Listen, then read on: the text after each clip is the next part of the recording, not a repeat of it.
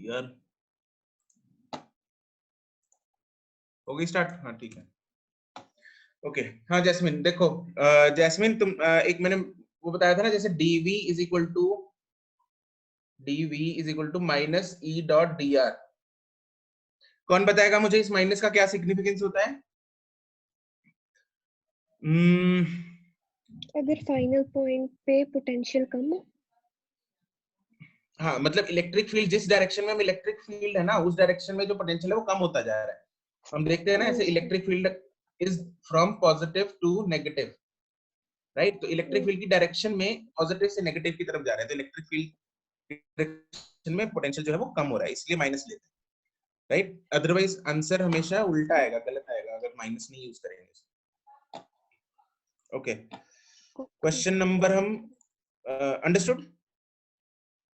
Yes sir. ठीक है, question number 16 हम डिस्कस कर रहे थे। An electric dipole is kept in electric field of due two point charge. देखो पॉइंट चार्ज के कारण इलेक्ट्रिक फील्ड है, तो पॉइंट चार्ज के कारण इलेक्ट्रिक फील्ड कैसी होगी? लेट्स से पॉइंट चार्ज जो है वो है पॉजिटिव पॉइंट चार्ज, तो उसके कारण electric field is radially outwards,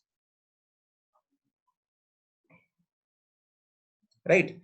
तो इसमें अगर मैं किसी डायपोल को रख देता हूं, तो dipole will experience a force, right? तो डायपोल को मैंने अगर रख दिया, सपोज मान लो ये डायपोल रख दिया ऐसे, यहाँ पे इधर सपोज माइनस रख दिया, इधर प्लस रख दिया, तो क्योंकि इसका नॉन यूनिफॉर्म इलेक्ट्रिक फील्ड है, तो it will experience a net electric force. इस पे इस तरफ लग रही होगी इनवर्ड्स फोर्स, इस पे लग रही होगी outwards force, but inward force ज्यादा होगी क्योंकि यहाँ पे इलेक्ट्रिक, जैसे पास इलेक्ट्रिक फील्ड ज्यादा होता है, दूर का इलेक्ट्रिक फील्ड कम होगा, तो यहाँ पे फोर्स ज्यादा लगेगी, तो it will experience a force. दूसरा है dipole can experience a torque. Yes, dipole can experience a torque, लगेगी टॉर्क। अगर तो डायपोल जो है वो बिल्कुल लाइन पे पड़ा है, देखो अगर तो डायपोल बिल्कुल ऐसे पड़ा है, माइनस इधर प्लस इधर, तो क्या इस पर टॉर्क लगेगी? No sir. टॉर्क नहीं लगेगी। पैरेलल टू इलेक्ट्रिक फील्ड हो गया। हाँ ये देखो, इसमें क्योंकि इसमें टॉर्क क्यों नहीं लग रही? क्योंकि both the forces are acting in the same line. देखो ये फोर्स ऐसे है, ये फोर्स ऐसे है, सेम लाइन में एक्ट कर रही है। टॉर्क लगने के लिए क्या होता है? दोनों की फोर्सेस की लाइन ऑफ एक्शन सेम नहीं होना चाहिए, राइट? अगर सॉरी डाइपोल ऐसे पड़ा होगा, सपोज डाइपोल एक ऐसे और एक यहाँ पे पड़ा है ऐसे, तो यहाँ पे जो इलेक्ट्रिक फील्ड है, इलेक्ट्रिक फील्ड की डायरेक्शन होगी ऐसे, और यहाँ पे होगी ऐसे। इस पे अगर ये सपोज माइनस है, ये प्लस है, तो इस पे फोर्स इस तरफ लग रही होगी,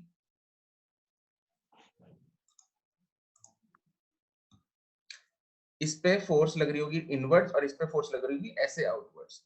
तो this will produce the torque, right? क्योंकि ये line of action of force same नहीं है। अगर किसी को ये नहीं चमका तो पूछ लेना मेरे को, ये टॉर्क क्यों लग रहा है और फोर्स क्यों लग रहा है। हाँ जयंत बोलो। सर एक ना पता नहीं किस तरह का क्वेश्चन है, पर सर अगर ना सर यहाँ पे मैं देखूं सर इस डाइपोल को, सर यहाँ पे इसकी लेंथ ऑल्टर हो सकती है डाइपोल की इस फोर्स की वजह से? हाँ हो सकती है, मे बी। क्योंकि सर वो नेगेटिव को तो अपनी तरफ खींचेगा, पॉजिटिव को रिपेल कर रहा है।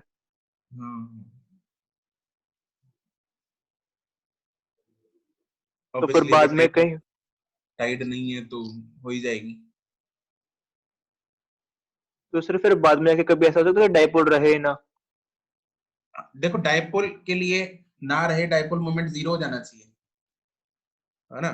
तो मतलब अगर इन्फिनिट डिस्टेंस होगा तो ठीक है, तो इन दोनों में इंटरेक्शन नहीं है तो डाइपोल नहीं होगा, मतलब सिग्निफिकेंस नहीं है डाइपोल। डाइपोल के लिए मैंने कंडीशन ये बोली थी, जो सेम चार्जेस है उनके बीच का डिस्टेंस बहुत कम होना चाहिए, तो ऑलरेडी कम है तो और कम हो गया तो डाइपोल तो फिर भी रहेगा। नहीं ये ज्यादा कह रहा है, अगर बढ़ गया तो नहीं रहेगा। बढ़ गया मतलब अगर यहाँ पे नेगेटिव चार्ज इसकी तरफ खींच रहा है और पॉजिटिव दूर भाग रहा है ना, तो अगर डिस्टेंस बढ़ गया, अगर डिस्टेंस बढ़ जाएगा फिर डाइपोल नहीं रहेगा। ठीक है, then they are two charges, just isolated charges, क्योंकि दूर अगर जिससे ज्यादा होगा तो उनमें इंटरेक्शन, फोर्स ऑफ इंटरेक्शन बहुत कम हो जाएगी। ठीक है अच्छा सर बट यहाँ पे पॉजिटिव और नेगेटिव की अट्रैक्शन ज्यादा नहीं होगी, तो साइज पॉजिटिव रिपेल तो कम होगा, अट्रैक्टिव होगा ज्यादा। पॉजिटिव और क्या कह रहे हो तुम?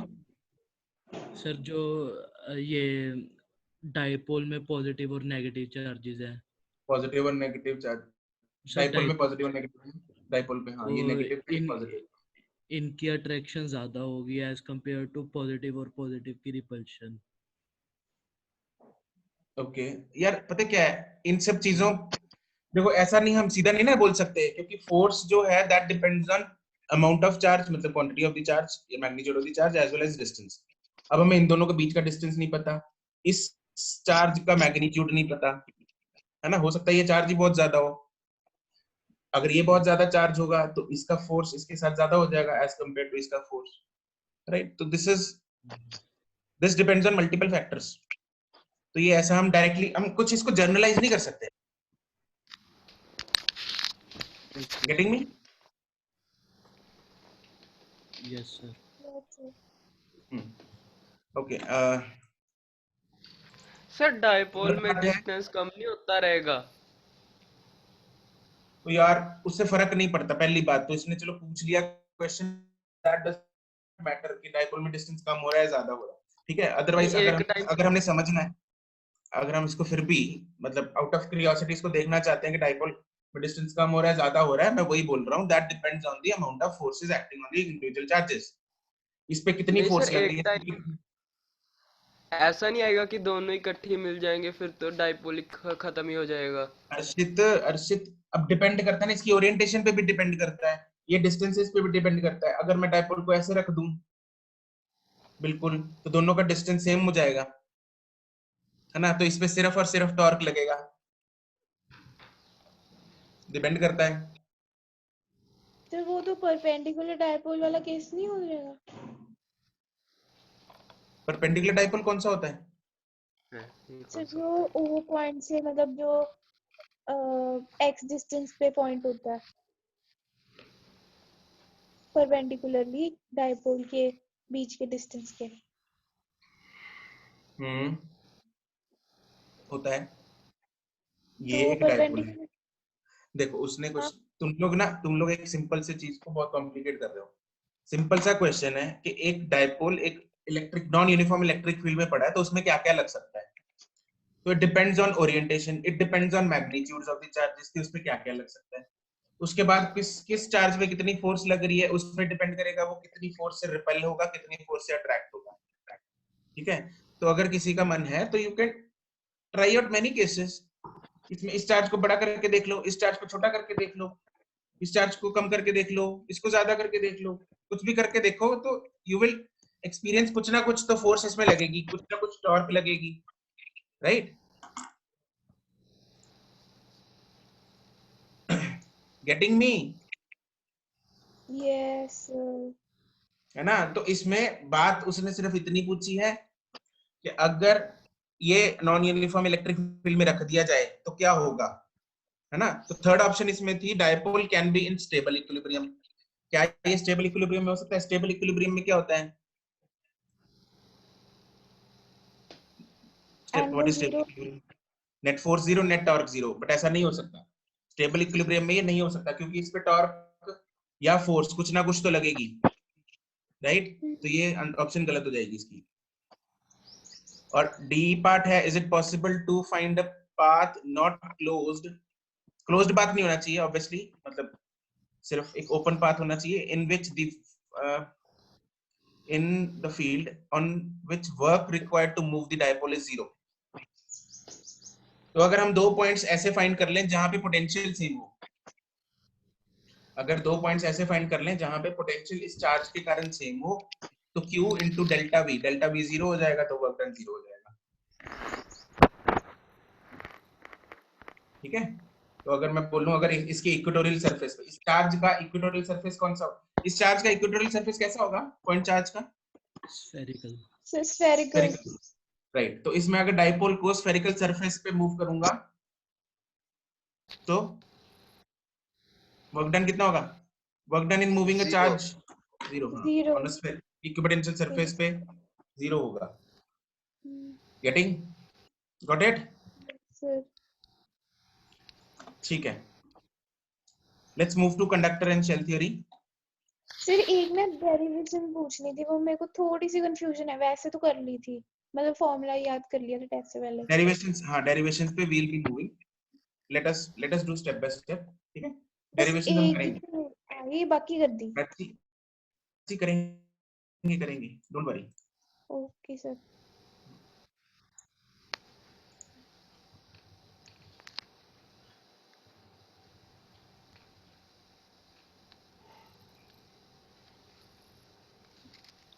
ओके, आप लोगों ने इसकी थियरी पढ़ ली होगी और इसके जो वीडियो है वो भी देख ली होगी।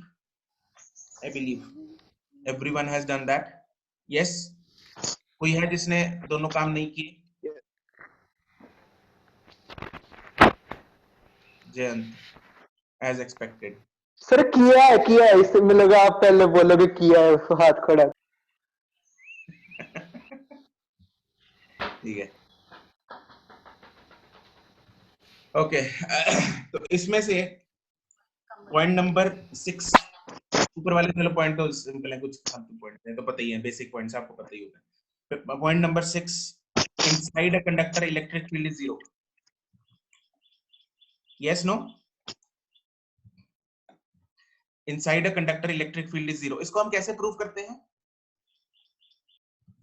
सर इलेक्ट्रोस्टैटिक कंडीशन में, अच्छा सर गॉस हाँ लॉ हाँ अप्लाई जयंत बोलो, चलो। इलेक्ट्रोस्टैटिक कंडीशन में इलेक्ट्रोस्टैटिक कंडीशन में ना अंदर कोई भी मतलब इलेक्ट्रिक फील्ड हो नहीं सकता। इसका मतलब है कि अंदर कोई इलेक्ट्रॉन मूव करेगा, पर हम तो चाहते नहीं इलेक्ट्रोस्टैटिक कंडीशन के अंदर इलेक्ट्रॉन मूव करे, इसलिए अंदर इलेक्ट्रिक फील्ड जीरो हो जाता है। बढ़िया बढ़िया बढ़िया, बहुत ही बढ़िया। कोई और तरीका electric field inside a conductor zero करने का, प्रूव सर करने का? Gauss law Gauss apply law, कर गुड सकते हैं। गुड। तो दो तरीके हैं बट अपने पास, गॉस लॉ एंड ये इलेक्ट्रोस्टैटिक कंडीशन वाला जो जयंत ने बोला अभी कि अगर इलेक्ट्रिक फील्ड होगा तो उधर चार्जेस मूव करने लगेंगे, बट विदाउट बैटरी हम चार्जेस को मूव करा नहीं सकते। तो ये चीज जो है वो इंपॉर्टेंट है, मैंने पहले वैसे इंपॉर्टेंट मार्क कराई हुई थी, दोबारा आ रही है। कंडक्टर्स की प्रॉपर्टीज है इसलिए दोबारा रिपीट हो रही है यहाँ पे। उसके बाद 7th पॉइंट, ये 6th पॉइंट इंपॉर्टेंट मार्क कर लेना। Mark this point 6 as important, mark 7 point as important. At the surface of the charged conductor, electrostatic field must be perpendicular to each point. Yes, obviously, perpendicular अगर नहीं होगा तो उसका एक कौन सा कंपोनेंट आ जाएगा? Sine theta. Horizontal component. Horizontal component मतलब टेंजेंशियल कंपोनेंट आ जाएगा। टेंजेंशियल अगर कंपोनेंट आ गया, वो टेंजेंशियल कंपोनेंट क्या कराएगा? चार्जेस को मूव कराने लग जाएगा सरफेस पे, which is not again possible. ठीक है, तो ये भी बहुत इंपॉर्टेंट पॉइंट है, mark this point as important. Point number 8, interior of a conductor has no excess charge. Obviously, ठीक है, सारा का सारा चार्ज कहां पे आ जाता है? सरफेस बाउंड्री सरफेस पे आ जाता है। क्यों आ जाता है?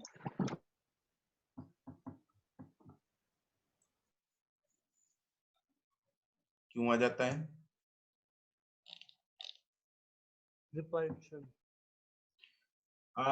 रिपल्शन क्यों आ जाता है भाई? हद हो गई यार, क्यों आ जाता है? रिपल्शन की वजह से। पॉजिटिव पॉजिटिव रिपल करेगा, नेगेटिव नेगेटिव रिपल करेगा, तो सारे चार्जेस एक दूसरे के मैक्सिमम डिस्टेंस पे जाने की कोशिश करेंगे तो सरफेस पे चिपक जाते हैं, जाके वहां पे स्टिक हो जाते हैं। ठीक है, तो charges will reside on the surface. Okay, next point जो है electric potential is constant sir through out volume. Sir यही केस डाइलेक्ट्रिक वाले स्फीयर में क्यों नहीं होता? रिपल्शन उसमें भी तो होगी, तो सरफेस क्यों नहीं आते, अंदर क्यों रह जाते हैं जब? क्योंकि डाइलेक्ट्रिक है, वो इंसुलेटर है। इंसुलेटर में charges are not free to move ना, समझ? ठीक है sir.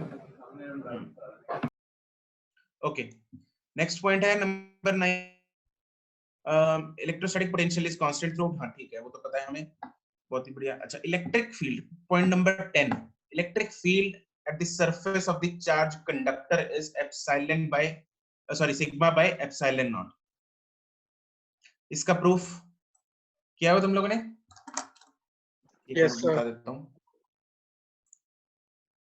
Just to recap this thing. ध्यान से सुनना मैं जो बोलने जा रहा हूँ। There is difference between thin sheet and conductor. Question में ध्यान से पढ़ना, आपको थिन शीट दे रखी है, कंडक्टर दे रखा है। क्या बोला मैंने? कंडक्टर दिया हुआ है या थिन शीट दे रखी है। थिन शीट के कारण इलेक्ट्रिक फील्ड कितना होता है? Epsilon sigma by 2 epsilon not. Thin sheet के कारण, जो हमने थिन शीट वाला किया था, उसके लिए होता है सिग्मा बाय 2 एप्सिलॉन नॉट, उसके कारण होता है, ठीक है।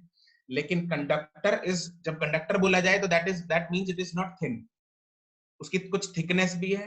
तो सपोज कुछ कंडक्टर है, उसकी कुछ थिकनेस है, तो यहाँ पे जो गॉसियन सरफेस बनेगी उसका आधा जो हिस्सा है वो अंदर आएगा इसके कंडक्टर के, और आधा हिस्सा बाहर आएगा। इसमें जो गॉसियन सरफेस बनती थी, इसमें दोनों हिस्से बाहर आते थे इस शीट से, तो इसलिए डिवाइड बाय 2 हो जाता था, 1/2 है ना। यहाँ पे एक हिस्सा बाहर है, अंदर तो इलेक्ट्रिक फील्ड 0 है, यहाँ इलेक्ट्रिक फील्ड 0 है, तो सिर्फ यही है इलेक्ट्रिक फील्ड। तो यहाँ पे क्या आएगा? इलेक्ट्रिक फील्ड, यहाँ पे आएगा electric field into area is equal to Q by epsilon naught. एक ही जगह लगेगी, वहां पे 2 जगह लगती थी, इसलिए 2 टाइम्स हो जाता था। यहाँ पे 2EA is equal to Q by epsilon naught, यहाँ पे नहीं है। और Q बाय A क्या होता है? Sigma bye epsilon not. इसलिए यहाँ पे फॉर्मूला बन जाएगा सिग्मा बाय एप्सिलॉन नॉट। इसको ना डब्बे में डाल लो, कॉपी में लिख लो, इसको नोट्स बना के स्टार पॉइंट डाल के लिख लो, क्वेश्चन डाल के लिख लो, डेंजर साइन डाल के लिख लो इसको। Electric field due to conductor, electric field due to conductor near the surface is sigma by epsilon naught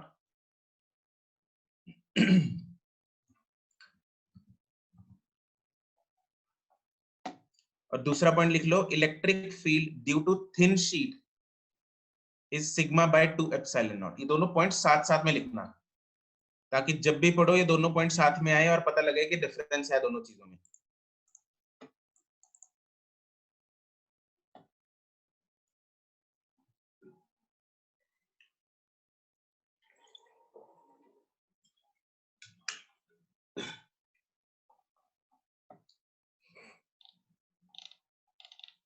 okay उसके बाद एक बहुत इंटरेस्टिंग कॉन्सेप्ट है, वो है इलेक्ट्रोस्टैटिक शील्डिंग, ठीक है। तो सुन तो लिया ही होगा आपने इसके बारे में, लेकिन electrostatic shielding is very important phenomena which helps in protecting the sophisticated parts in electrical circuits, जैसे कंप्यूटर्स हो गए, मतलब है ना, सीपीयूज हो गए, तो उसमें कुछ ऐसे कंपोनेंट्स भी लगे होते हैं जो इलेक्ट्रिक फील्ड या मैग्नेटिक फील्ड की वजह से डिस्ट्रॉय हो सकते हैं, ठीक है। तो जो पार्ट्स इलेक्ट्रिक फील्ड की वजह से डिस्ट्रॉय हो सकते हैं या फिर मैग्नेटिक फील्ड की वजह से डिस्ट्रॉय हो सकते हैं, तो उनको इलेक्ट्रोस्टैटिक या मैग्नेटिक शील्डिंग में रखा जाता है। अभी हम पढ़ रहे हैं इलेक्ट्रोस्टैटिक शील्डिंग के बारे में। जब मैग्नेटिज्म चैप्टर पढ़ेंगे तो उस टाइम पे करेंगे मैग्नेटिक शील्डिंग के बारे में, ठीक है। तो फिलहाल इलेक्ट्रोस्टैटिक शील्डिंग क्या चीज है, क्योंकि हमें पता है कि यस जयंत सर, ये जो इलेक्ट्रोस्टैटिक शील्डिंग है आउटसाइड चार्ज की वजह से हो रही है कि इनसाइड की चार्ज की वजह से, कि दोनों की वजह से हो सकती है? इलेक्ट्रोस्टैटिक शील्डिंग किस वजह से हो रही है अगर तुम ये पूछ रहे हो, तो वो हो रही है कि अगर हमने किसी कंपोनेंट को एक कंडक्टर के अंदर रख दिया है। सर फिर अगर हम किसी, जैसे आप कह रहे कंप्यूटर अप्लायंस है, उसके पास अगर कोई इलेक्ट्रिक फील्ड जाएंगे फिर क्या होगा? अब देखो उसके बाहर इलेक्ट्रिक, जैसे ये फोटो में देखो, फोटो दिख रही होगी तुम लोगों को, यहाँ पे देखो बाहर इलेक्ट्रिक फील्ड है, इसमें बाहर इलेक्ट्रिक फील्ड है। तो अगर मैं किसी कंपोनेंट को यहाँ पे अंदर रख देता हूं तो क्या होगा, वो इलेक्ट्रिक फील्ड, क्योंकि इनसाइड द कंडक्टर इज 0, तो उसमें इलेक्ट्रिक फील्ड हैम्पर नहीं कर पाएगा उसको, क्योंकि इलेक्ट्रिक फील्ड कंडक्टर के अंदर नहीं आता। जैसे इसमें देखो, यहाँ पे बाहर तो चार्ज है, अगर मैं इसको इस कंडक्टिंग मटेरियल को किसी इलेक्ट्रिक फील्ड के अंदर रख देता हूँ तो क्या होगा, यहाँ पे इधर इंड्यूस हो जाएगा चार्ज, इधर भी इंड्यूस हो जाएगा, अंदर इलेक्ट्रिक फील्ड ट्रैवल नहीं करेगा, ठीक है ना। तो जो पार्ट इसके अंदर पड़ा होगा वो डैमेज नहीं होगा, got me Jayant? Yes sir. ठीक है, तो अब इसका क्या होता है, जैसे एक बहुत अच्छी एग्जांपल ये है, जब बिजली वगैरह है ना, लाइटनिंग के केस में, तो इट इज ऑलवेज रिकमेंडेड कि आपको, अच्छा तुम बताओ कि हमें जैसे सपोज अगर बिजली लश्करी है ना, अपने को पेड़ के नीचे खड़े हो जाना चाहिए जाके, है ना, ताकि हम बच जाए? No sir. No sir. No sir. नहीं, नो सर। नो नहीं सर। सर नहीं। Suppose गाड़ी में जा रहे हैं, गाड़ी हो गई खराब, चल नहीं रही, अब बिजली बहुत ज्यादा देर से हो रही है, और हम जाके साथ में एक पेड़ है उसके नीचे खड़े हो जाएं ताकि हम बच जाएंगे बिजली से, है ना? Very good idea, right? नहीं सर। नहीं, नो नो सर। नो गंदा सर। आइडिया है, पत्ते यस जल सर। जाएंगे। बहुत अक्का बंद गंदा कर लो आइडिया। सर, अक्का बंद कर लो। अक्का बंद कर लो। तो this is one of the stupid ideas कि हम पेड़ के नीचे खड़े हो जाएंगे, पेड़ के नीचे खड़े होंगे तो जल्दी मरेंगे, राइट?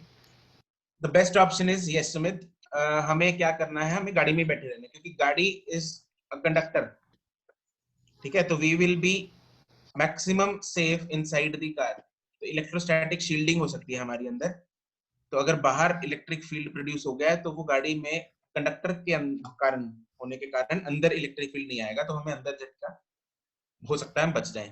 बाकी किस्मत बहुत ही खराब है तो फिर तो मेरा आंसर सही है सर। बिल्कुल। ठीक है ना? तो this is one of the examples of electrostatic shielding.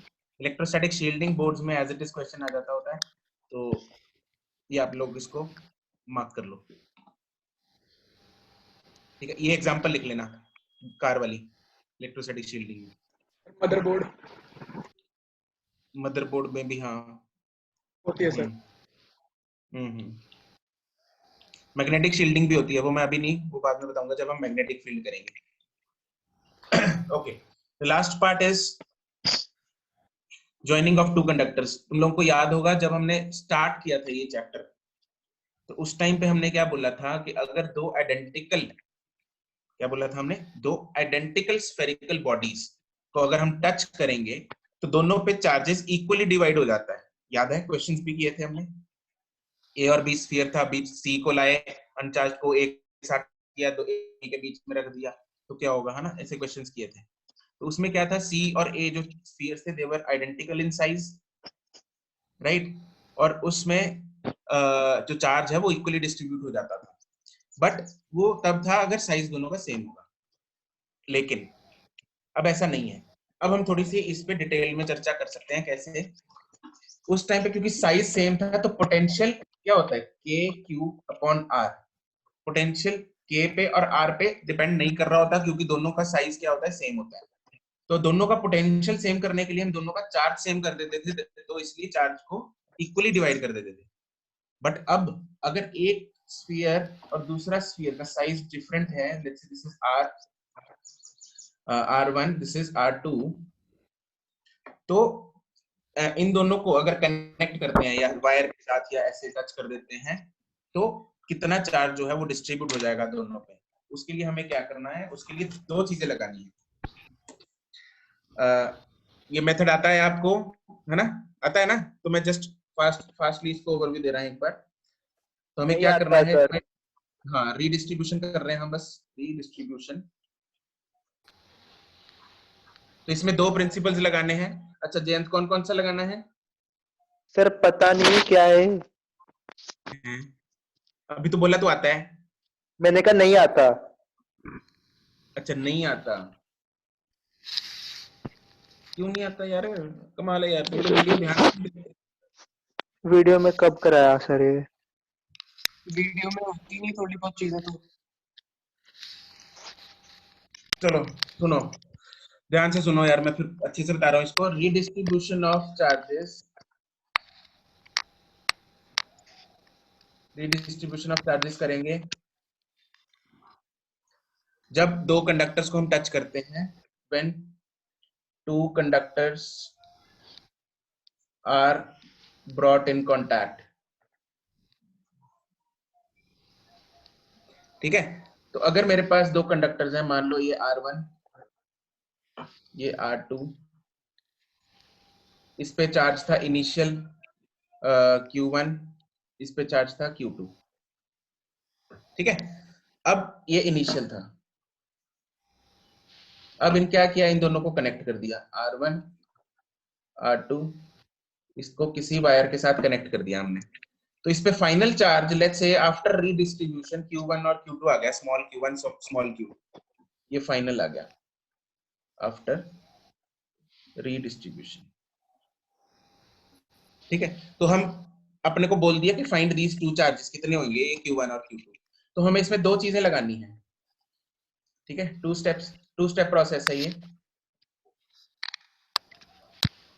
First step हमें क्या करना है, देखो चार्ज ट्रेवल कब तक होगा, चार्ज ट्रांसफर कब तक होगा, ये बता सकते सेम हो मुझे? पोटेंशियल सेम होएगा जब तक। सेम होएगा। सेम नहीं हो जब तक जाती है। पोटेंशियल सेम नहीं हो तक जाता। पोटेंशियल First- सेम नहीं हो जाती। yes yes, तो पोटेंशियल डिफरेंस या potential on to conductors is same, final potential obviously same करना है, final potential on to conductors is same. तो कितना मतलब V1 is equal to V2 कर देंगे हम, तो K Q1 अपॉन कितना होगा पोटेंशियल, पोटेंशियल का formula K Q1 by R1 K Q1 by R1 is equal to K Q2 by Q2 R2। बस एक इक्वेशन यहां से आएगी, Q1 by R1 is equal to Q2 by R2, equation 1। Second हम concept लगाएंगे इसमें, पहला हो गया final potential on the two conductors is same, दूसरा हम क्या Q1 plus लगाएंगे, Q2 charge total charge is conserved, total charge will remain same, obviously charge उड़ के कहीं चला थोड़ी गया। तो क्या होगा, टोटल चार्ज पहले कितना था, capital Q1 plus capital Q2, और फाइनल कितना है, छोटा Q1 प्लस छोटा Q2। तो फाइनल टोटल चार्ज कंजर्वेशन हम लगाएंगे। दूसरी चीज हमें लगानी है चार्ज कंजर्वेशन,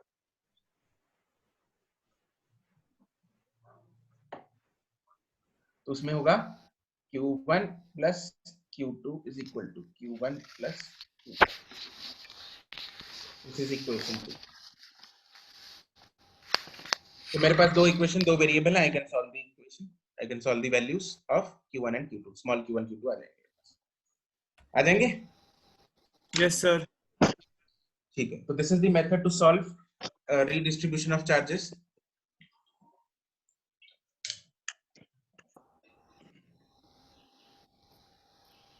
ओके, और इसके बाद अगर हमें चार्ज डेंसिटी पूछा है, तो चार्ज डेंसिटी क्या होता है, चार्ज डेंसिटी होता है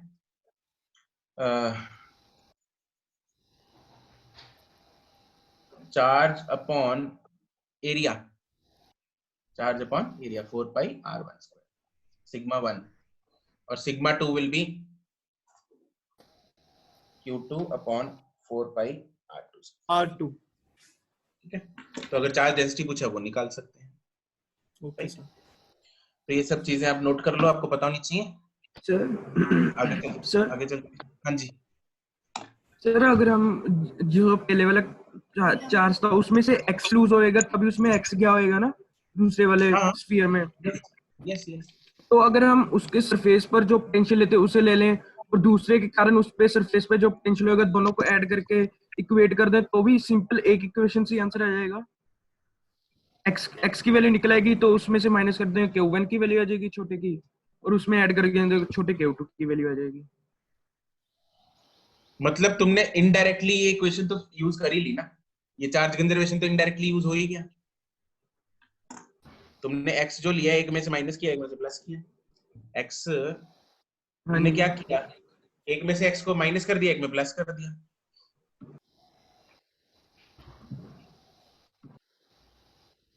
ये तो लोगे ना, Q1 में से x माइनस करोगे ना, तो x Q1 minus x Q2 plus, तो एक वो तो यूज हो ही गई ना टोटल चार्ज, तो Q1 प्लस Q2 ही रहा ना, वो बोल दो।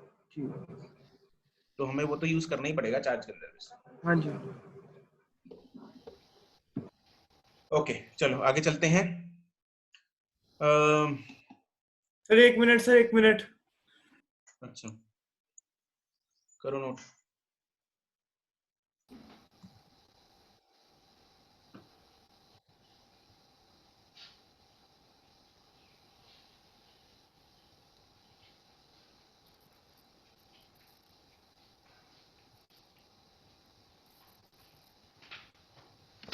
चलिए नोट सर। ठीक है, लेट्स मूव टू एक्सरसाइज 0। कुछ क्वेश्चन भी हो जाएंगी, चीजें प्रैक्टिस जो तुम लोगों ने वीडियो में ऑलरेडी देखी होंगी। Okay, exercise 0 question number 1 part M।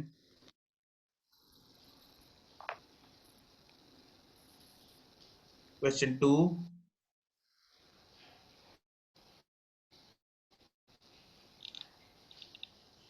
3 sir problem है। 3 प्रॉब्लम है। ओके, दीप क्वेश्चन नंबर 1 भी है। ओके,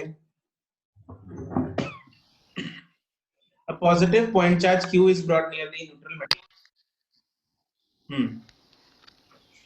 क्वेश्चन नंबर 1 देखो दीप क्या कह रहा है, positive point charge q is brought near a neutral metal cube।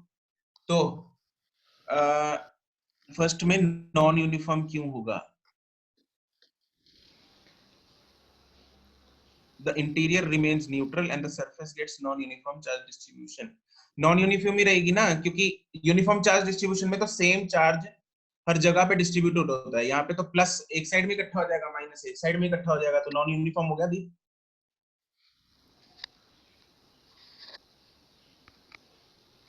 Okay, B है सर। हाँ, यूनिफॉर्म का मतलब होता है same charge density at every point. यहाँ पे प्लस एक साइड में है, माइनस एक साइड में, तो इसलिए नॉन यूनिफॉर्म है।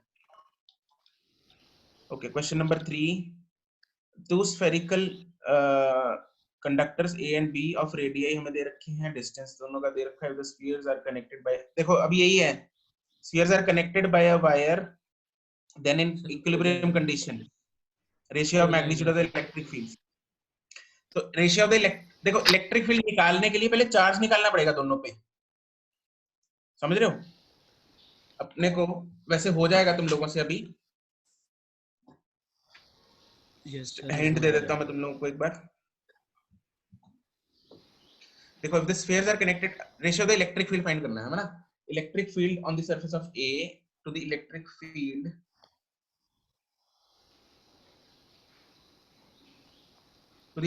at the surface of B। Electric field का फॉर्मूला KQ/R², तो KQA/RA² upon KQB/RB²। This is QA/QB into RB²/RA²।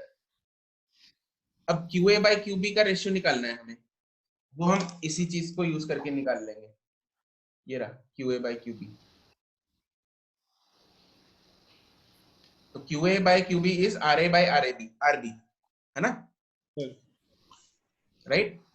तो उसको यहाँ पे डाल के हम इलेक्ट्रिक फील्ड का रेशियो निकाल लेंगे, निकल जाएगा। Yes sir. ओके, अगर किसी को लग रहा है तो करना है तो लेट मी नो, ठीक है? हो जाएगा सर। ठीक है, नेक्स्ट है क्वेश्चन नंबर 4। ये 4, 5, 6 कर लिए? Yes sir. Yes sir. Arshit ने कर लिया? अर्शित की आवाज आई थी ना पहले? Yes sir. हाँ अर्शित, चलो एक्सप्लेन करो मुझे।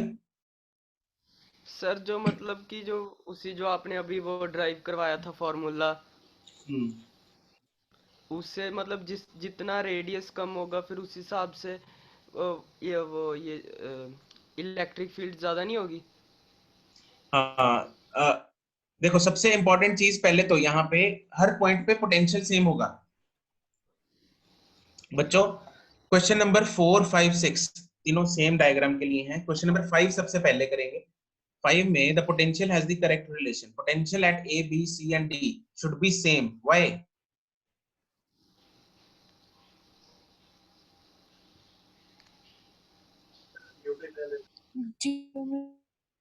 क्योंकि सर ये कंडक्टर है तो फिर इस कारण जो चार्ज है वो इक्वली डिस्ट्रीब्यूट हो जाएगा। इक्वली डिस्ट्रीब्यूशन चार्जेस तो है ही नहीं। नहीं सर मतलब कंडक्टर की प्रॉपर्टी जैसे हमने होती है। पिछले में कनेक्ट किया था चार्जेस को, एक तरह से ये भी कनेक्टेड ही है ना, जो कंडक्टिंग जैसे A सरफेस और B सरफेस, जिस कारण से पोटेंशियल से हो जाएगा। ये तो एक पीस, एक टुकड़ा है, ये तो एक कंडक्टर का, एक लोहे का टुकड़ा मान लिया, ले लिया यार जिसकी यस जयंत।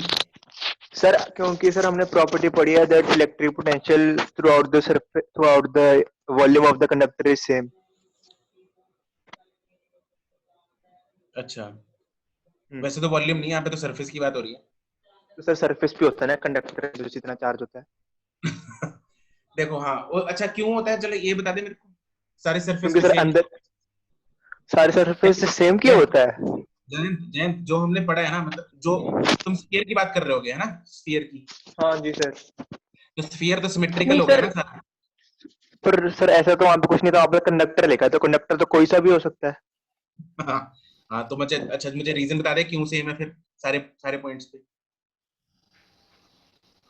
क्योंकि सर वो delta V equals to E D X होता है। तो अच्छा आप चलो बता दो। हाँ इसका ना, देखो तुम खुद सोचो वैसे कि अगर ये सोच के देखो कि अगर पोटेंशियल हर पॉइंट पे सेम ना हो तो क्या होगा।